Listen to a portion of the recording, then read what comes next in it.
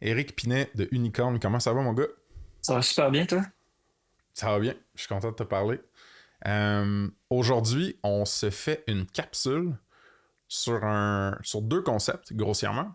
Un qui est le DevOps, puis l'autre qui est l'infrastructure as code.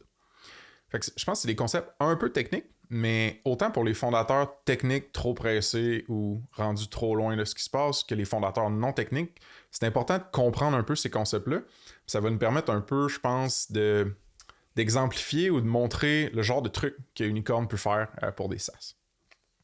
Fait que DevOps, c'est un terme qui...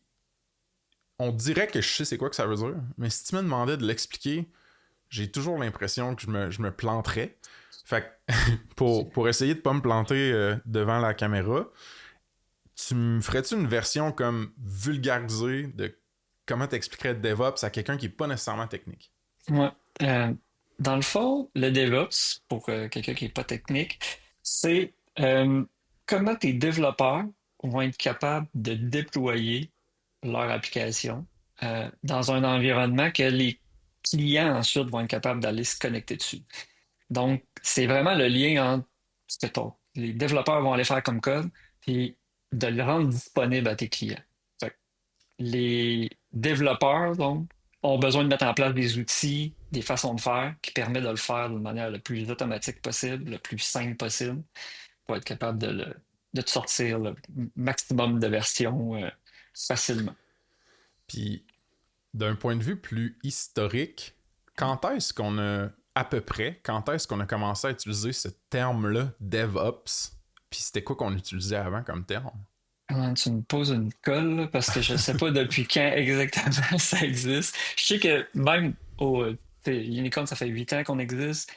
Avant ça, ça devait faire dizaine, quinzaine d'années que le terme existait déjà, C'est la bon. partie DevOps, puis euh, c'était déjà dans la mentalité. Je pense que plus, un des acteurs principaux là, qui a commencé à amener ça puis à le pousser, ça a été les équipes d'Amazon qui travaillaient d'ailleurs sur leur site de vente en ligne pour être capable de sortir le plus de versions rapidement. Là. Ça a été aussi Hmm. dans des pionniers là, du DevOps. Malade. Donc, dans un SaaS, disons, bootstrapped, qui n'a pas nécessairement de financement en capital de risque de l'externe, qui traditionnellement, dans les débuts, va s'occuper de cette partie-là, de écrire le code ou configurer les outils qu'on a besoin pour que notre application soit à un endroit où que les clients, fait que moi comme utilisateur, on puisse aller la consommer puis que tout se passe bien. Mhm. C'est le CTO, co-founder, c'est des devs plus back-end. C'est qui va prendre ce rôle-là historiquement? Mettons? Ben, ça va être souvent les devs back-end qui vont s'occuper de ça au début. Là. C'est eux qui vont mettre en place ce qu'il faut pour pouvoir déployer justement leur back-end qui va être utilisé par la partie front-end de leur application. Puis, de ton expérience, est-ce qu'ils aiment ça? Est-ce qu'ils sont bons? Quand est-ce que tu vois de la spécialisation en DevOps se produire dans une compagnie, mettons? Si t'en vois. Ben, on en voit de la spécialisation, surtout quand les équipes grandissent davantage, puis que ça devient comme pertinent de regrouper une certaine partie de l'expertise sur les outils qui servent au DevOps. Mais il y a beaucoup d'entreprises qui, même avec le scale, décident de garder vraiment le travail DevOps à l'intérieur des équipes de développement. Fait que, c'est une philosophie qu'on voit, là. Il y a comme deux branches possibles. Soit que tu crées ton équipe qui va être vraiment spécialisée DevOps, tu vas aller pousser les outils de ce côté-là, ou tu vas garder ça dans chacune de tes équipes de dev pour avoir vraiment cette expertise-là répartie un peu partout dans ton organisation. Ça a amené beaucoup cette réflexion-là quand les développements en mode microservice est arrivé, là, tu sais, puis qu'on parlait de développement avec chaque équipe est responsable de son petit microservice, puis doit le déployer, puis en faire le service pour les autres équipes à l'intérieur de l'organisation. Puis ça, euh, mettons que j'essaie de le réexpliquer de façon super haut niveau. Les microservices, c'est quand on a dit l'architecture d'un logiciel, historiquement, c'était une grosse boîte, un monolithe qu'on appelle, tout squeezé ensemble. puis c'était complexe et quand même coûteux à maintenir. Puis si tu voulais changer un bout de tout ton code, Ouais. souvent il fallait que tu ailles ouvrir un paquet d'autres bouts, puis c'était compliqué, c'était coûteux. Les microservices, c'est une manière de faire une architecture de code qui a plusieurs petites parties qui peuvent vivre, mettons, qui peuvent se parler puis connecter tous entre une, mais qui sont plus faciles à maintenir puis à faire évoluer en stand-alone un petit peu. Ça fait-tu du sens? Oui, c'est exactement ça. C'était la Ok. promesse des microservices. Ça n'a pas été toujours un succès pour chaque organisation. Je pense que ça dépend aussi de comment tes équipes sont organisées puis où est-ce que tu es rendu dans ton développement. Tu pourras me conter des histoires d'horreur prochaine fois qu'on va chez Bob ou quelque chose comme ça. C'est bon. Alright. Quand est-ce que. Fait que là, on comprend grossièrement DevOps, ça sert à quoi? Pourquoi c'est important dans une compagnie? Dans un SaaS? Quand est-ce que le concept ou l'expression infrastructure as code arrive dans le décor, mettons? À Ouais. peu près. Là. Ouais, ben, c'est arrivé un petit peu plus tard. C'est arrivé avec les services cloud, en fait. Parce que dans les services cloud, au lieu de gérer ton propre serveur puis ces affaires-là chez vous, ben là, tu dois créer de l'infrastructure. Puis là, Hmm. l'idée de pouvoir automatiser ça à travers du code, ben, ça a créé l'idée du infrastructure as code qui fait que, ben, à travers du code, tu peux demander d'instancier un serveur, puis de pouvoir le configurer d'une certaine manière, puis que ça se fasse de manière automatisée à travers ton code. Fait OK. que c'est Fait vraiment que à travers le cloud que ce concept-là est apparu.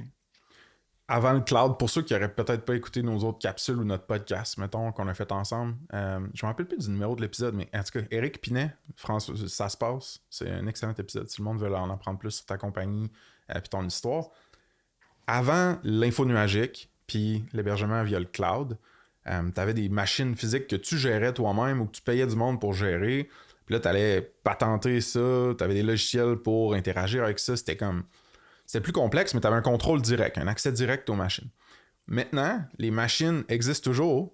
C'est juste qu'ils sont dans des data centers puis des gros immeubles à droite, à gauche dans le monde. Puis toi, dans le fond, tu payes pour les louer, ces machines-là. Fait que via connexion Internet, tu te connectes à ces machines-là, puis tu vas héberger ton code là-dessus, etc. Là, toi, ce que tu me dis, c'est que quand tu fais ça, faut toujours bien que tu dises au monde qui ont les machines, voici comment je veux l'utiliser, ta machine.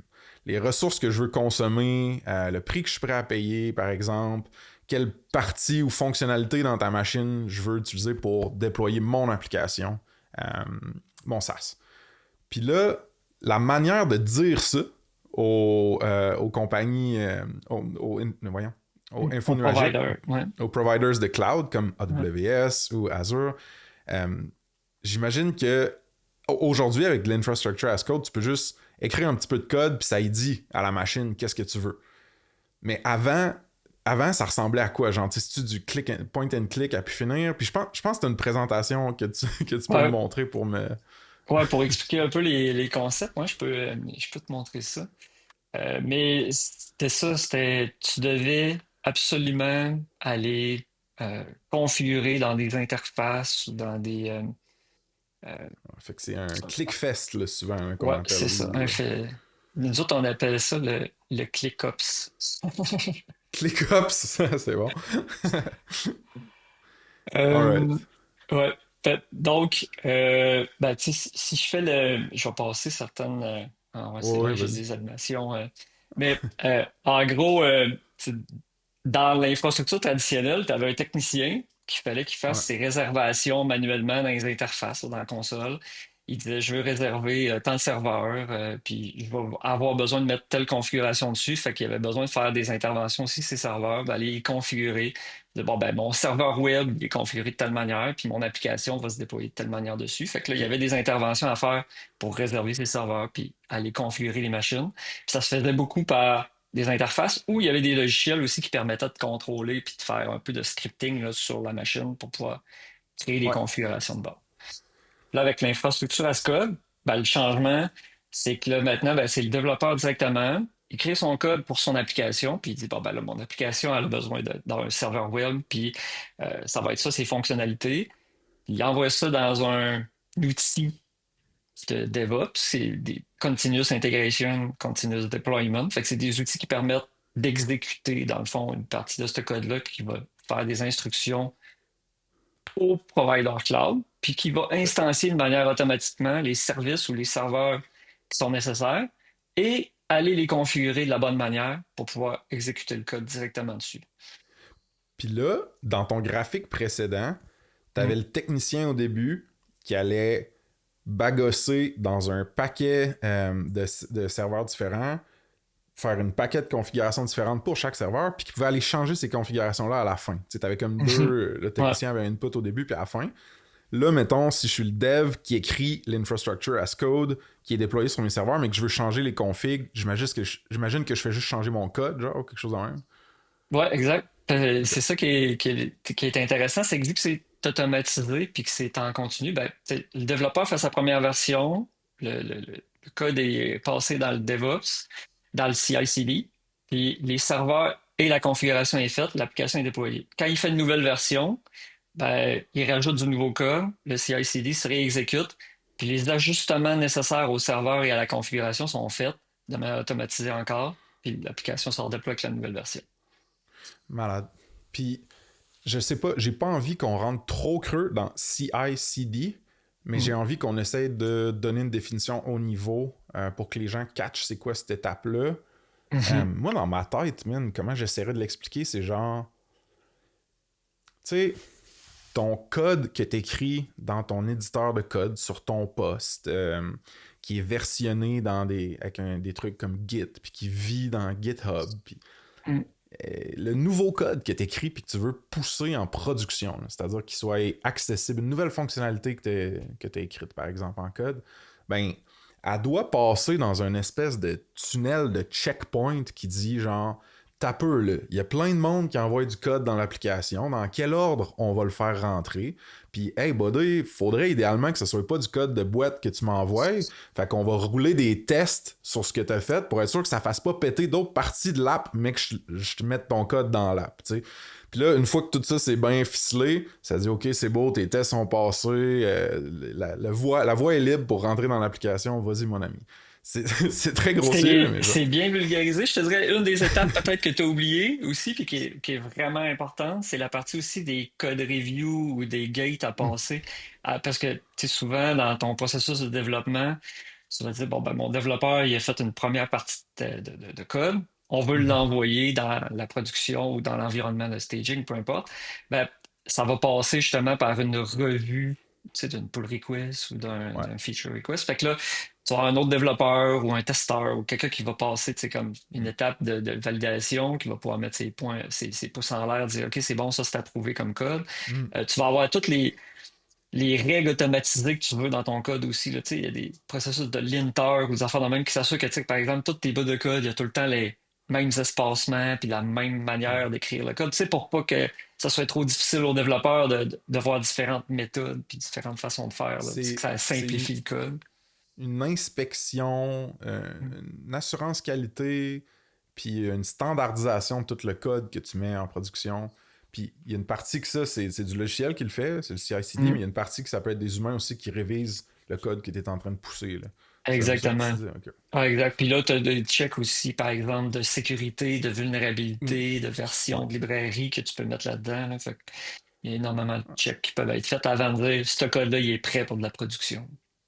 Ouais, je pense qu'il y a un bon modèle mental, puis tu me corriges si je me trompe, c'est genre une ligne de production d'une usine, ou mettons pour de la bouffe, tu sais, il y a un paquet d'étapes de vérification que ta compagnie doit faire avant d'envoyer des sandwichs sur OIGA, mettons, genre. Exactement. Euh, le IGA n'est pas un sponsor. Cool. Ben, je pense que t'as une coupe d'autres schémas nice que tu m'avais montré Euh, que j'aimerais ça ouais, qu'on ben, regarde. je peux donner un exemple. Un SaaS, une des architectures qui est le plus souvent répandue, c'est l'architecture en container. Fait, Qu'est-ce tu que ça sais, veut dire, ça? ben, au lieu de dire je vais déployer sur une machine virtuelle avec un système d'exploitation, tout ça que j'ai besoin de gérer, je vais choisir d'y aller avec une notion de container en Docker, par exemple. C'est lui qui est le plus répandu. Fait que là, ça veut dire que ben, le code qu'on va produire, le CI/CD, ce qu'il va faire, il va créer un container. Ce container-là, dans le fond, peut se déployer dans plein de services qui sont standardisés maintenant, qui permettent de déployer des containers. Fait OK. que c'est comme une manière plus simple de réduire la quantité de choses que tu as besoin de gérer, t'assurer que ton application va fonctionner puis va être configurée de la bonne manière. Parce que dans le OK. fond, ton Docker, il est déjà prêt à l'emploi, puis tu peux le mettre chez AWS dans Elastic Container Services ou dessus dans Azure dans leur service de container, etc. Fait que, tu sais, ça te permet de standardiser un peu ta manière de déployer. Puis ça te permet de facilement faire que ton application peut scaler. Quand il y a de la charge supplémentaire, ben, ces services-là permettent de rajouter des containers supplémentaires plus tu as de users qui se connectent dans ton application. Fait que ça permet de répondre à la charge quand tu as de plus en plus de clients, puis que ça diminue quand le soir, par exemple, le monde arrête d'utiliser ton application. Alright. Ça, vois-tu, man, un container, là, on tombe dans la zone de Frank a de la misère à comprendre, puis genre, je suis pas capable de créer une image dans ma tête super simple que je pourrais expliquer à quelqu'un d'autre. C'est-tu une partie d'un serveur, un container? C'est-tu un C'est une- wrapper autour de ton code qui ouais, l'aide à aller plus facilement dans les serveurs? C'est-tu... c'est un wrapper. Si je te donne Ok. la comparaison, mettons, tu packages ton application, puis que tu n'as pas de container, ben, tu vas packager ton application. Puis après ça, ben, pour la mettre à quelque part, il va falloir que tu la mettes sur un système d'exploitation. Fait qu'il va falloir que tu configures un Windows ou un Linux ou Ok, ouais. peu importe le système d'exploitation. Puis Ok. après ça, tu vas aller mettre ton application dessus. Ok. Avec un container, c'est que tu enlèves la partie système d'exploitation, puis tu fais juste dire, bon, ben, mon container, c'est ça mon bout de code, c'est ça les librairies qu'il y a besoin pour fonctionner, Ouais. puis je le package dans mon container. Fait qu'après ça, ben, ce Ok. container-là, tu peux aller le mettre dans des environnements de container sans avoir besoin de gérer un système d'exploitation en arrière. Puis Docker, c'est. Comment t'appelles ça? Une Le, plateforme qui permet de faire ça? Ou... c'est le standard, ben, c'est le standard principal pour la création des containers. Ok. Après Super. ça, tu peux utiliser ça tu sais, dans du Kubernetes. Ben, tu sais, même genre de principe, là, s'utilise dans du Kubernetes, si tu as déjà entendu le terme aussi. Mais Oui. sinon, des services de containers comme ceux d'Amazon, même je pense que Heroku ont aussi un espèce de même principe. Je ne sais pas si c'est des Docker directs, mais en tout Mais cas. Docker, à la base, là, c'est du software, c'est un standard de software. C'est pas une C'est compagnie ou un produit, right? c'est un produit, C'est un c'est produit. un produit qui te permet de créer un package avec ton application. Fait que, tu sais, si tu vas Parfait. sur docker.com, ben, tu vas avoir tout un paquet de compagnies qui ont créé des Docker prêts à l'emploi là, que tu peux déployer dans des environnements Docker. C'est comme une manière de packager des applications. C'est bon. C'est bon. Puis je suis allé sur pricing, là, tu sais, dans le fond, ma question, j'imagine, j'aurais pu la formuler genre, tu sais, c'est-tu une librairie ou une application open source que tu utilises ou c'est actually comme un produit que tu payes pour utiliser aussi, là, tu sais? C'est du open source. Aussi, ok. Fait que j'imagine que c'est genre des versions cloud ou comme avec plus de services qui chargent Ouais, sur le exactement. site. C'est Ok. si tu veux certaines options de plus ou de l'hébergement ou des choses comme ça, mais tu peux tout faire avec l'open source sans Ok. payer rien. Sick, man. Puis là, bah, je pense pas que j'ai envie que tu m'expliques Kubernetes. On gardera ça pour une autre fois. Non, moi, ça, on aurait besoin de beaucoup plus de temps pour la partie Kubernetes.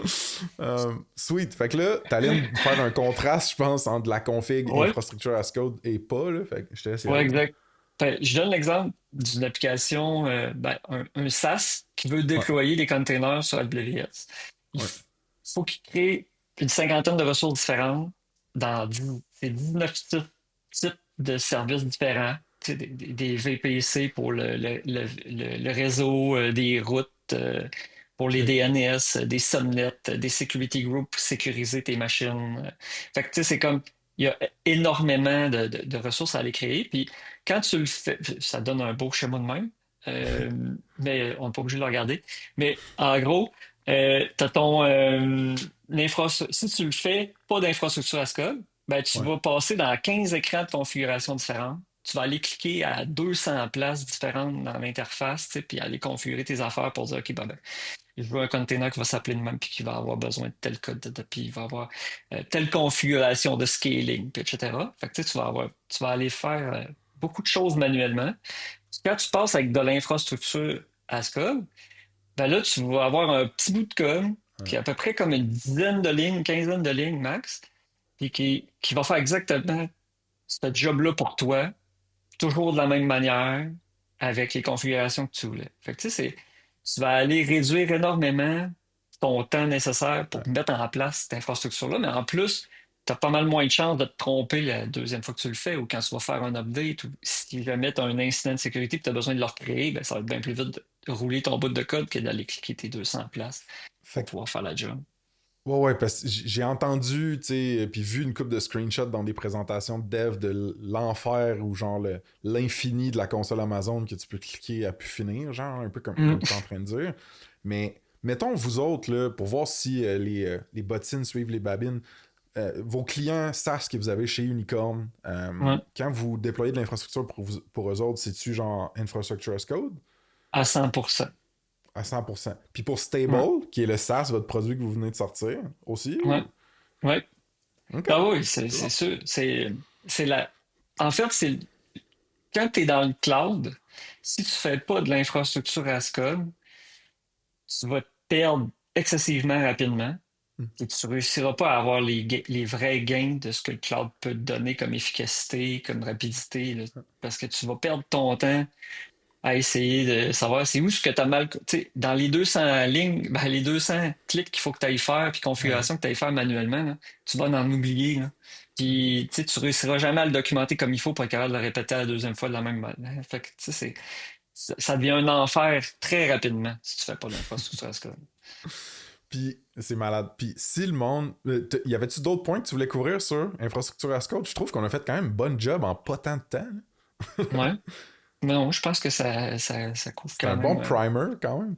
Ouais. Puis mettons que le monde veut te poser des questions à toi ou à ta team sur infrastructure as code, ça serait-tu sur LinkedIn que tu préférerais ou un courriel que tu veux qu'on donne right now? Ben, ça peut être LinkedIn, ça peut être sur notre site internet aussi, Ouais. unicorn.cloud. Directement, on a le formulaire, puis pose la question, puis Puis moi je vais prêcher pour ma paroisse, mais juste dire si vous pokez le monde d'unicorn, dites que vous en avez entendu parler sur Ça se passe. Ça, mm. ça aide Eric à m'aimer plus. Euh, Puis, mais sinon, si le monde veut juste. Y a-tu des bonnes ressources, mettons? J'imagine qu'à AWS, il doit y avoir des guides, man, puis des affaires à pu finir pour apprendre c'est quoi l'infrastructure as code, genre, ou, mettons, des Ouais, devs veulent puis creuser plus.